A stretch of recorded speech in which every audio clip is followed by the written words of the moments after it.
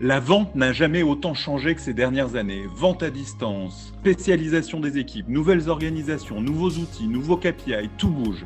Dans le podcast de la vente réinventée, nous adressons ces problématiques en profondeur, une fois par semaine avec les acteurs de ces transformations, Head of Sales, Sales Ops et Sales Enablement, des sociétés les plus innovantes dans le domaine. Bonjour à tous, je suis Gabriel Dabischwebel, fondateur de SalesDeck.io et de l'agence marketing 1 minute 30 et hôte de ce show. Mais juste avant, un petit mot pour vous faire découvrir SalesDeck.io, la nouvelle plateforme SaaS pour rendre vos rendez-vous commerciaux plus engageants et mieux préparés. Avec SalesDeck.io, vendez plus et plus vite en visio. Bonjour Maxime, comment vas-tu? Bonjour, très bien, et toi Gabriel? Super, peux-tu nous présenter un peu plus et ton rôle et ton entreprise? Avec plaisir. Donc, pour commencer par l'entreprise iAdvise, on est un éditeur de solutions. On édite une plateforme conversationnelle qui a pour objectif d'aider les marques à déployer des stratégies conversationnelles innovantes pour répondre aux nouvelles attentes des consommateurs et leur offrir l'expérience client qu'ils attendent. C'est une scale-up qui est là depuis quelques années. Moi, je crois que j'étais déjà en contact avec iAdvise au tout début d'une minute 30, il y a une dizaine d'années, où ça s'est créé. Exactement, ça a été créé en 2010. Donc, ouais, ça existe depuis un petit moment. Aujourd'hui, on est plus de 200 personnes. Répartis entre Nantes, Paris, Düsseldorf et Boston. Mhm. Et voilà, pour Vous avez ce été qui est super d'Advice. précurseur sur les chatbots et ce type d'accompagnement, en fait. Sur le conversationnel au sens large, historiquement, quand on s'est lancé, on éditait une solution de live chat pure. Au fil du temps, bah voilà, les usages des consommateurs ont évolué. Désormais, on utilise tous des applications de messaging. Donc, on a fait évoluer la plateforme pour, comme je disais, faire en sorte que l'expérience conversationnelle que proposent les marques aujourd'hui soit adaptée aux usages des générations actuelles. Et aujourd'hui, toi, tu es Head of Sales Executive. Tu as une équipe de combien d'account executives? Quelles sont tes responsabilités? Et puis, on va en parler en particulier du fait que tu es sur une équipe qui est là. Enfin, c'est une entreprise qui a quelques années et l'équipe aussi est plutôt une équipe expérimentée, ce qui n'est pas toujours le cas chez les scale-ups. Et c'est de ça dont on va un peu plus parler. Mais je te laisse Tout présenter à ton fait. équipe et ton rôle. Avec plaisir. Donc, comme tu le disais, je suis Head of Sales Executive parce que pour présenter rapidement l'organisation, Sales d'Advice aujourd'hui, il y a, on va dire, trois équipes. L'équipe de BDR, composée de quatre personnes aujourd'hui. On a l'équipe d'account exécutive, composée également de quatre personnes. Une cinquième arrive là début mars. Et on a après les KN Sales qui sont aujourd'hui une équipe de 5 personnes également, qui aujourd'hui gèrent le portefeuille de clients installés. Et en fait, les deux autres équipes sont plutôt teintées chasse. Les BDR, comme tu le sais, sont là pour faire la prise de rendez-vous, initier le contact auprès de nos interlocuteurs, et les accounts exécutifs gèrent justement les rendez-vous avec les nouveaux logos. Et donc, moi, je suis en charge de ces deux équipes, aussi bien les BDR que les accounts exécutifs. D'accord. Et donc oui, comme tu le disais, pardon, c'est une équipe. Alors, ce n'est que la personne qui arrive début avril sera toute nouvelle, mais sinon, chez les accounts exécutifs, mais aussi d'ailleurs chez les BDR, ce sont voilà des personnes qui sont là depuis un moment. On peut dire, je crois, en moyenne, ça doit faire 4-5 ans qu'ils sont là. Ouais, ce qui est assez exceptionnel dans la profession où il y a quand même beaucoup de changements, beaucoup de jeunes qui sont embauchés, beaucoup de renouvellement parce que les gens partent et qui vont voir ailleurs et qui sont pas mal chassés. Déjà, comment vous avez fait pour que les gens soient là depuis aussi longtemps? Je pense qu'ils se sentent bien chez vous, c'est plutôt une bonne chose. Exactement. Toi-même, tu es là depuis Je pense. combien de temps? Alors moi, ça fait plus de 8 ans que je suis chez iAdvise. Ouais, c'est ça, c'est Et plutôt ouais, pas mal. alors je pense, faudrait leur demander, ils seraient mieux placés que moi pour pouvoir répondre, mais je pense que il y a effectivement un climat général chez iAdvise, une ambiance globale qui fait qu'effectivement toutes les conditions sont réunies pour pouvoir faire son travail dans de bonnes conditions. Et donc c'est quand même très important d'être dans un environnement sain qui permette de bien faire son job et de le faire en prenant du plaisir. Donc déjà, je pense que c'est un premier élément, la culture d'entreprise. Et ensuite, c'est les opportunités de développement qui sont proposées. Parce que aujourd'hui, je pense que si ces personnes ne se développaient pas au fil des années, elles ne seraient plus chez nous aujourd'hui. Et c'est quoi les opportunités de développement que vous leur proposez? Comment vous les accompagnez? Quel est un peu le parcours d'un sales classique? Est-ce qu'il commence MDR avant de devenir SDR, puis BDR, puis account exécutive? Enfin, c'est un peu quoi comment vous faites en sorte que ce parcours soit motivant? Bah, il y a pas de parcours type. Justement, le but, c'est, comme toute entreprise, hein, on a des entretiens annuels dans lesquels on fait un peu le bilan de l'année écoulée, on identifie les axes d'amélioration et les perspectives d'évolution. Et les perspectives d'évolution, elles peuvent être différentes, elles peuvent être verticales, horizontales. On peut complètement changer de métier chez iAdvise. Il y en a qui sont passés de Customer Success à Client Sales. Il y en a qui passent de effectivement BDR à Account Exec, etc. J'étais moi-même Account Exec avant de prendre un poste de management. Donc l'objectif c'est ça, c'est d'être en contact régulier avec l'équipe, de savoir les challenges qui sont devant nous, les aider à les adresser. Il suffit pas de dire voilà, il faut que tu progresses là-dessus, et puis prendre en compte le souhait d'évolution de la personne pour l'aider justement dans son développement personnel à s'épanouir et à arriver là où il veut arriver.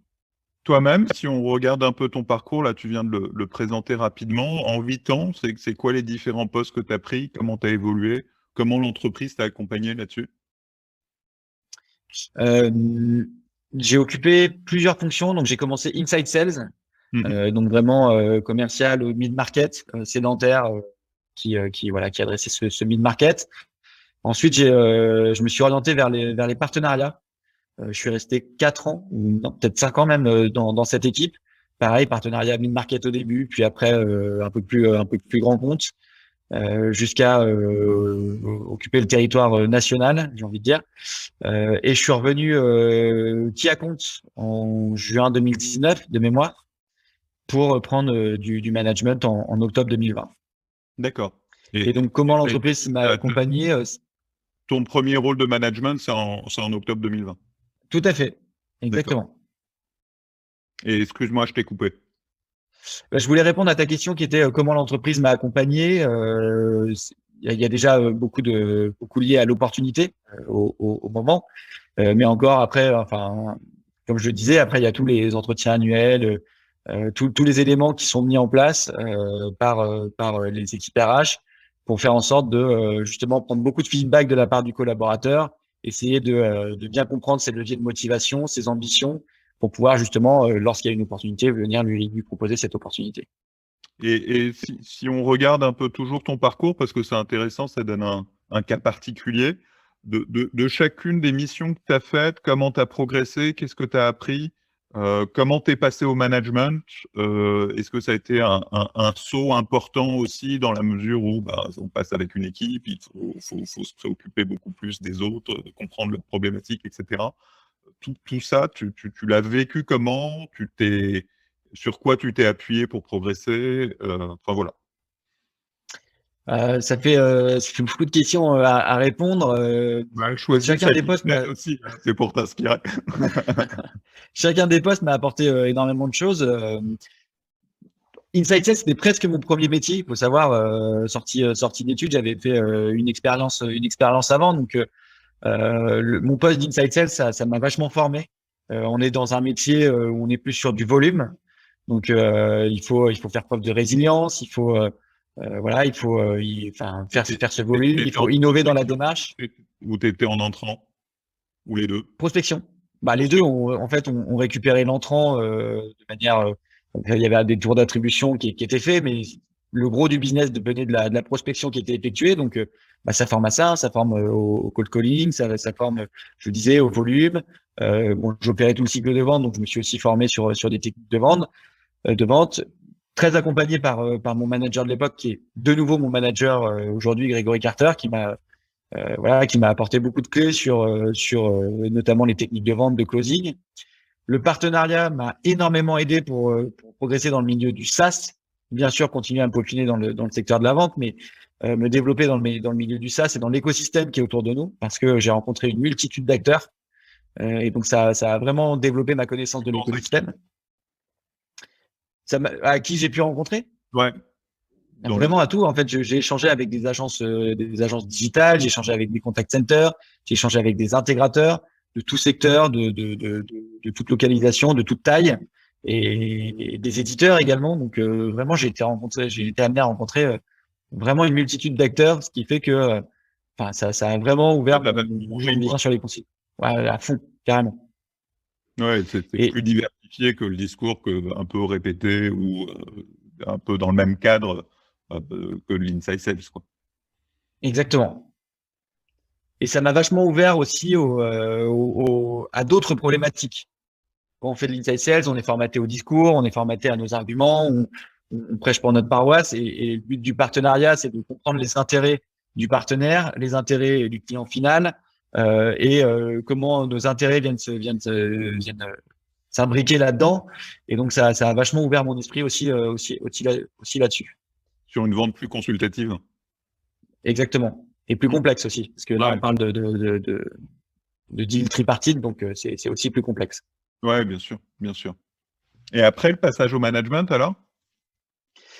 Le passage au management, c'était quelque chose qui n'était pas tout destiné naturellement, sur lequel j'étais pas, j'aurais pas dit au départ que j'étais 100% fait pour ça, mais pareil, je me suis plus là où les partenariats m'ont par exemple développé sur le côté écosystème, sur le côté management, je me suis vachement développé sur l'humain, sur voilà la relation avec les autres. Et c'était pas quelque chose, c'est quelque chose sur lequel il a vraiment fallu travailler au départ. Bah, on n'est pas du tout préparé en France, je trouve que c'est quelque chose qui est complètement absent de nos formations, alors que c'est extrêmement difficile, hein, et ça demande énormément d'empathie, d'écoute, de patience. Et moi-même, pareil, je me suis confronté au truc, je trouve ça hyper difficile. Comment ça fait 2 ans maintenant, sur quoi tu as progressé? Quelles sont encore les grosses difficultés que tu as rencontrées et ce sur quoi tu dois encore travailler? Bonne question. Il faudrait plus demander ça sur la fin de ta question à mon manager, mais Ou à tes ce équipes, sur quoi j'ai ouais, ou aux équipes carrément. Et ce sur quoi j'ai progressé, je le disais dans les relations humaines, c'est vrai que pour illustrer un peu plus ce que je dis, c'est que lorsque j'étais dans mon job de key account du juin 2019 à octobre 2020, j'étais focus sur mes propres objectifs, et donc je pouvais avoir l'image du côté un peu loup solitaire. J'étais vachement focus sur mes dossiers et autres, et voilà, j'ai vachement progressé sur l'écoute des personnes qui m'entourent, bien sûr. Encore une fois, j'y reviens, mais sur leur levier de motivation, sur leurs ambitions. Donc c'est principalement sur cet aspect humain que j'ai vachement progressé. Et sur quoi il reste à progresser, plein de choses, certainement. Déjà sur ces parties-là qui sont toujours à peaufiner. Mais je ne saurais pas en identifier une là comme ça. Super. Et si on doit parler un peu plus de tes équipes, tu disais qu'elles étaient là depuis un certain temps. Elles n'ont pas été qu'à ce poste aussi, elles ont aussi bougé, ou tu as aussi des gens qui sont au poste d'account exécutif depuis plusieurs années? J'ai une personne mais ce qui est pareil, qui a vu son parcours évoluer plutôt, si je reprends, ce poste ne s'appelait plus exactement comme ça, mais plutôt d'inside sales vers du key account. Donc en fait, c'est ce que je disais, l'évolution, elle peut être vraiment diverse et variée. Donc j'ai une personne qui est partie du medium business pour aujourd'hui atterrir. Je pense même pouvoir dire assez sereinement qu'aujourd'hui elle est sur un poste de strategic sales. Vraiment une courbe de progression super impressionnante, maîtrise aujourd'hui de la vente complexe. Voilà, une super belle évolution à ce niveau-là. Donc elle s'est développée, elle a évolué dans son parcours de sales, dans ses compétences. J'ai une personne qui était inside sales, qui est partie d'Advice, qui est revenue en account exec, et qui est en train de suivre un peu la même courbe de progression que la personne dont je parlais juste avant. Et j'ai une autre personne qui me vient à l'esprit, qui a occupé un poste de Customer Success, Country Manager au UK, qui est revenu qui est revenu lorsque on faisait aussi bien de la chasse que de l'élevage, et qui aujourd'hui s'est spécialisé dans la chasse. Donc non, j'ai personne qui est là depuis 6 ans et qui a pas bougé, qui a toujours le même portefeuille, les mêmes clients, etc. Et d'ailleurs, c'est aussi une des choses sur lesquelles on travaille, un renouveau des portefeuilles assez régulier, qui permet de varier un petit peu son quotidien et son job, quoi. Super. Bon, bah, tu nous as fait une magnifique démonstration de l'expérience collaborateur au sein d'iAdvise. Je trouve que la RH chez vous sera ravie de ton enregistrement et ton podcast parce que c'est un vrai point de vue sur un parcours collaborateur riche et sur du management. Vraiment, c'est plutôt une bonne pub pour le marketing RH d'iAdvise. Bravo à toi, je pense que tout le monde sera content. Je te remercie, Maxime. Cet épisode du podcast de la vente réinventée est terminé. On se retrouve une fois par semaine pour un nouvel épisode. Merci aussi à notre sponsor SalesDeck.io, la solution SaaS pour vendre plus et plus vite en visio avec des rendez-vous plus engageants et mieux préparés. Découvrez la solution et réservez tout de suite une démo sur SalesDeck.io. Merci à toi, Maxime. Salut. Merci Gabriel, au revoir.